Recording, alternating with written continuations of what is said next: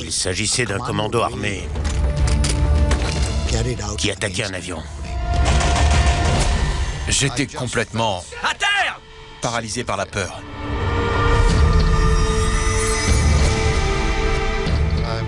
J'essayais de réfléchir à un moyen de me sortir de là, pour faire partie des survivants.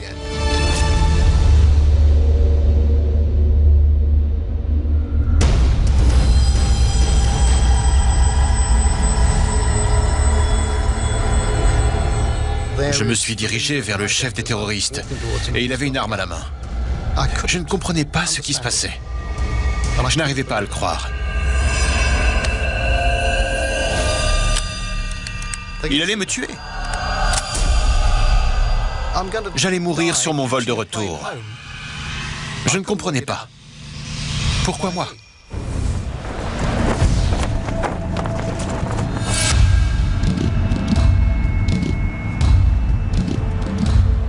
Mon frère aîné était alpiniste. Il avait 6 ans de plus que moi. Il est mort à 30 ans, au cours d'une ascension du Broad Peak, au nord du Pakistan. Depuis ce jour-là, j'ai toujours voulu m'y rendre pour lui faire mes adieux. Me tenir au pied de son dernier sommet me paraissait être une bonne idée.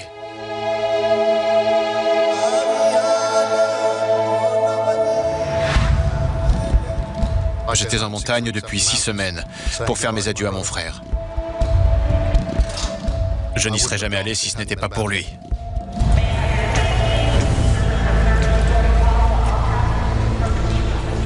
Je suis toujours un peu stressé quand je voyage. J'ai surtout peur de perdre mes bagages. Je ne me sentais pas en danger au Pakistan. Je voulais juste rentrer chez moi. Bonjour monsieur, passeport et billet s'il vous plaît. J'ai reçu ma carte d'embarquement. Je vous remercie, bon voyage. Et je me suis dirigé vers le contrôle des passeports.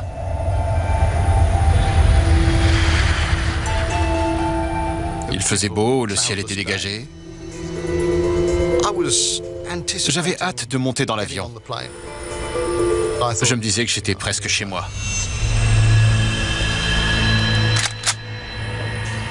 Je suis monté dans l'avion. L'hôtesse de l'air, une jeune indienne, m'a indiqué mon siège. 13B sur la droite. Merci. Bon voyage.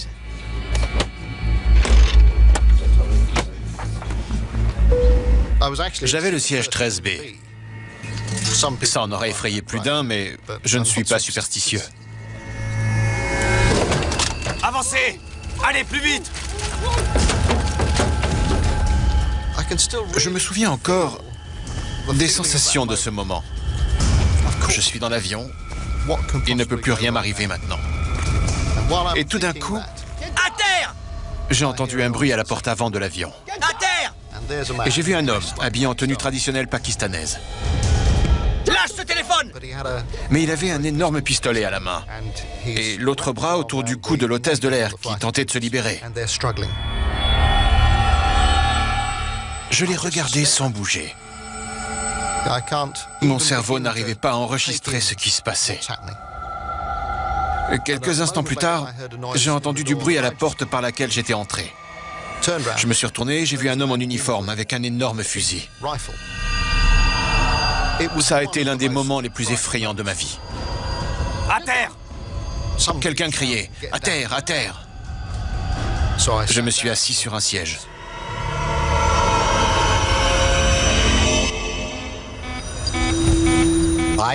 Je dormais chez moi quand j'ai entendu un bip. Lorsque j'ai entendu le bip et que j'ai vu le signal lumineux, j'ai su qu'il y avait une urgence. J'ai pris le micro et j'ai dit « J'écoute ». Et on m'a annoncé « Il y a eu un incident à l'aéroport. Des hommes armés sont entrés dans un avion. » J'ai répondu « J'arrive tout de suite ». Ma femme s'est réveillée et m'a demandé « Qu'est-ce qui se passe ?» Je ne sais pas, il s'est passé quelque chose à l'aéroport. Ensuite, j'ai entendu l'homme qui se tenait à la porte située à l'avant. « Ferme la porte !» Il criait sur l'une des hôtesses de l'air, mais elle était comme paralysée. « Ferme la porte !» Il la menaçait avec son arme. Elle a donc fermé la porte et il a demandé « Où est le pilote ?» Et qu'est-ce qu'il y a en haut des escaliers? À l'étage, il y avait le cockpit. Tout le monde à terre! Quelqu'un a crié. C'est un détournement! Il était à présent évident que la situation était en train de déraper. C'était une sensation horrible.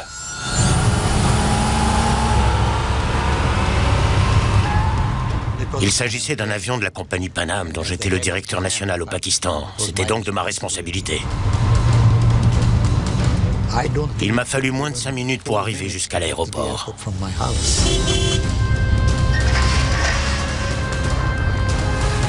Je n'ai pas pensé une seule fois à respecter les limitations de vitesse. Je ne pensais qu'à une chose.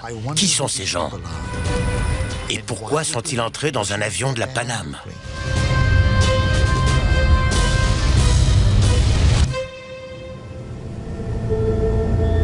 On se demandait tous ce qui se passait. Il cherchait le pilote depuis un petit moment. Tout le monde recule! Reculez! Il s'est mis à crier. Tout le monde au fond, tout le monde recule. Les mains en l'air! Plus vite! Avancez! Je me suis levé, Debout! Avancez! Debout! Plus vite! j'ai ramassé mon sac vert. J'étais sûr qu'il me dirait quelque chose. Avancez! Plus vite! Mais je ne pouvais pas l'abandonner. Tout le monde au fond! Plus vite au fond! Il contenait les pellicules de l'expédition. Avancez! Allez, plus vite! Ils nous ont emmenés jusqu'à la classe économique. Allez, plus vite! Plus vite! Je me suis assis côté couloir. Plus vite! Reculez! Reculez! Plus vite! Les mains en l'air! J'avais les genoux contre le torse et les bras en l'air. Les mains en l'air! Les mains en l'air! On était complètement soumis, uniquement à cause de cette menace de violence. On était tous assis, les mains en l'air, et on attendait que quelque chose se passe. J'étais complètement paralysé par la peur.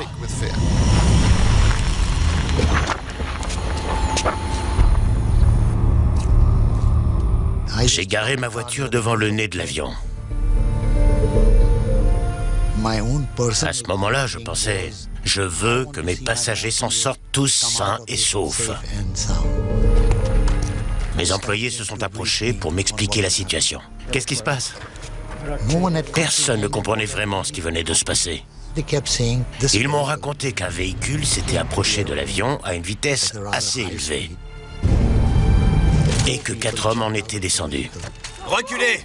3 d'entre eux avaient des uniformes du personnel de sécurité de l'aéroport. Reculez! Plus vite! Maniez-vous! Ils ont écarté les 2 gardes Reculez! et ils sont montés. Il s'agissait d'un commando armé qui attaquait un avion.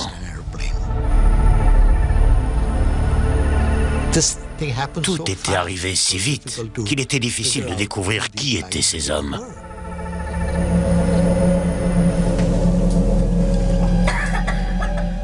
Ils ne nous ont pas dit ce qu'ils voulaient. Ils se sont adressés à nous à travers le téléphone des hôtesses. Mesdames et messieurs, votre attention, s'il vous plaît. Le groupe responsable du détournement souhaite s'excuser pour la gêne occasionnée. C'était complètement surréaliste. C'est comme si elle nous annonçait que nous aurions 5 minutes de retard au décollage. Leur problème n'a rien à voir avec vous et ils ne souhaitent vous faire aucun mal. Mais si vous faites le moindre geste brusque, ils vous tueront.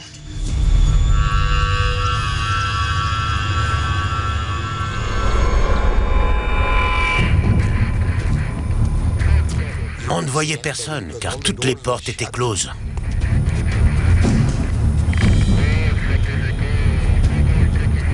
La Pan Am disposait d'un guide. Un livret rouge qui donnait toutes les directives et marches à suivre dans différentes situations. Mais il n'existait aucun chapitre dans ce livret sur la gestion d'activités terroristes.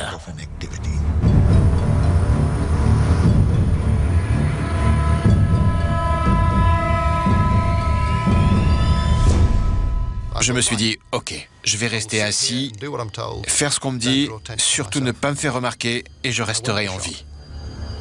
Mais j'ai quand même pensé qu'ils pouvaient voir mon chapeau. Il dépassait des sièges.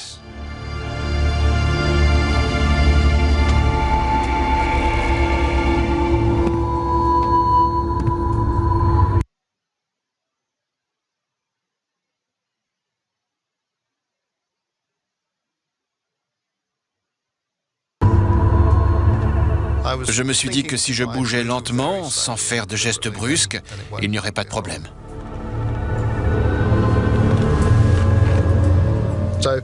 Pour être un peu discret, j'ai fait glisser le chapeau en avant.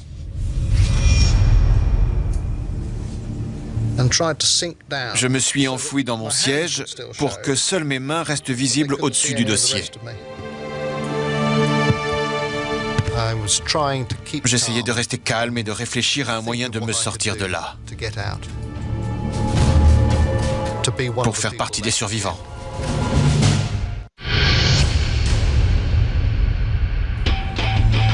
Les mains en l'air! Plus vite! Le vol 73 de la Paname vient d'être détourné.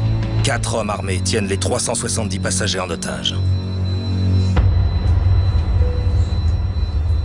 Mesdames et messieurs, vous pouvez maintenant baisser les mains et les mettre sur votre tête. J'étais terrifié. Mais veuillez ne faire aucun mouvement brusque. J'étais coincé sur mon siège. Je ne voyais pas ce qui se passait autour de moi.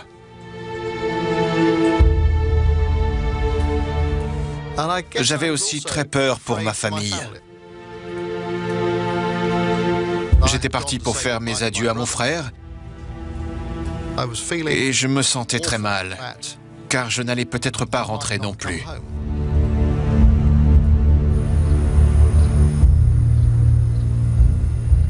On pouvait voir que la cabine de pilotage était ouverte. J'ai demandé au chef des opérations, où est l'équipage? Et il a répondu, Il est dans les bureaux de Paname. j'étais soulagé et je me suis dit, heureusement que l'équipage a pu sortir. L'avion ne peut pas décoller et c'est une très bonne nouvelle. Un avion au sol est sous contrôle, alors qu'il est difficile de maîtriser la situation si l'avion est en vol. Je savais qu'il était impossible que les terroristes relâchent les otages sans violence. Lorsqu'ils se rendraient compte que les pilotes manquaient à l'appel, ils exigeraient sûrement qu'on les leur envoie pour pouvoir faire décoller l'avion. Je savais qu'il faudrait négocier. Je ne pensais absolument pas que c'était de ma responsabilité. Ce n'était pas mon travail.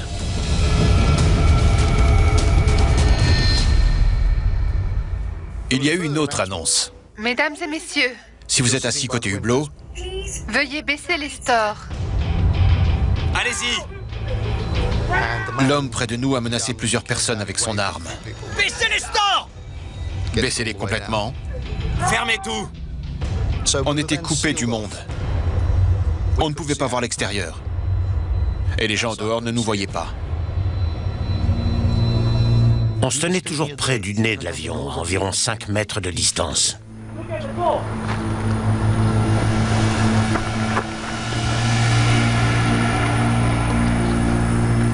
Et on a entendu l'hôtesse nous appeler. Il faut que quelqu'un vienne nous parler. S'il vous plaît, venez nous parler. Je me suis retourné vers les 2 agents qui étaient là. Et je leur ai demandé, pourquoi vous n'allez pas leur parler? Est-ce que quelqu'un allait leur parler? Ils ont répondu que non, qu'ils refusaient de s'en charger. Ignorez-les. Je vous en prie, venez nous parler. Nous voulons parler à quelqu'un. À ce moment-là, je crois que personne ne savait quoi faire.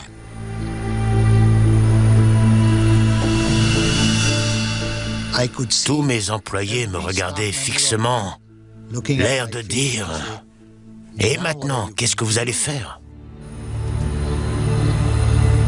Vous m'entendez?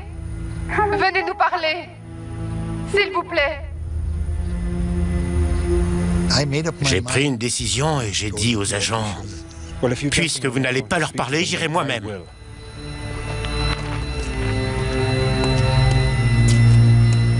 Il ne m'a pas fallu bien longtemps pour marcher d'où je me tenais jusqu'à la porte. Mais je ne voulais pas me précipiter. Ils auraient pu me tuer. Mais ce n'était pas logique de nous appeler, puis de me tirer dessus.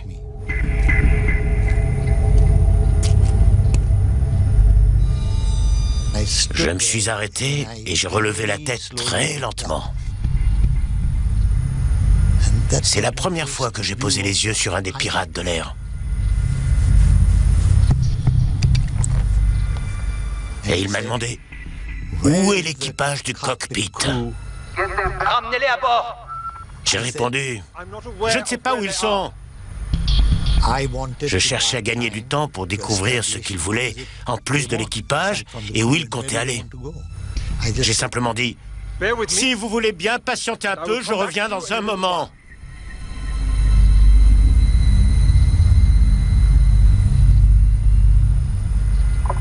Vous avez 15 minutes.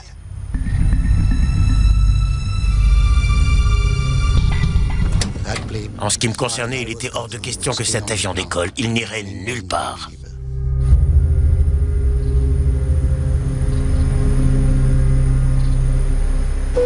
Mesdames et messieurs, vous pouvez baisser les bras et poser les mains sur les cuisses. J'étais assis, la tête baissée. Je vous en prie, évitez tout mouvement brusque. Le chef des pirates a dû décider qu'il n'avancerait pas dans les négociations, car il est redescendu du cockpit dans la classe économique. Mais il s'est mis à chercher une victime. Elle servirait de moyen de pression. Je me suis dit que si je parvenais à passer inaperçu et qu'il ne me choisissait pas, j'avais de bonnes chances de faire partie des survivants. Quelqu'un allait certainement être blessé ou même mourir, mais ça ne devait pas nécessairement m'arriver. Entre le hublot et moi, il y avait un couple. Je crois qu'ils étaient américains. Je me souviens que j'ai pensé qu'ils étaient avant moi sur la liste. Ils seraient choisis avant moi. Ils seraient exécutés avant moi. Ce n'était pas très sympa de penser comme ça, et j'ai tout de suite eu honte de moi. Mais je suis sûr que je n'étais pas le seul à penser ça. Je suis sûr que mon voisin pakistanais devait se dire que j'étais avant lui sur la liste. J'étais un occidental.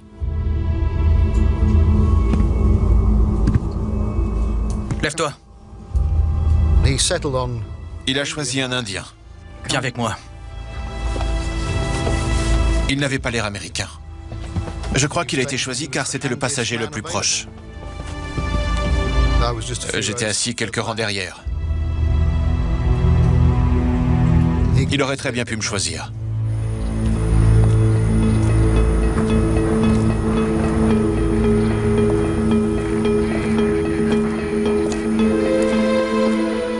Il tenait en joue un passager qui était à genoux.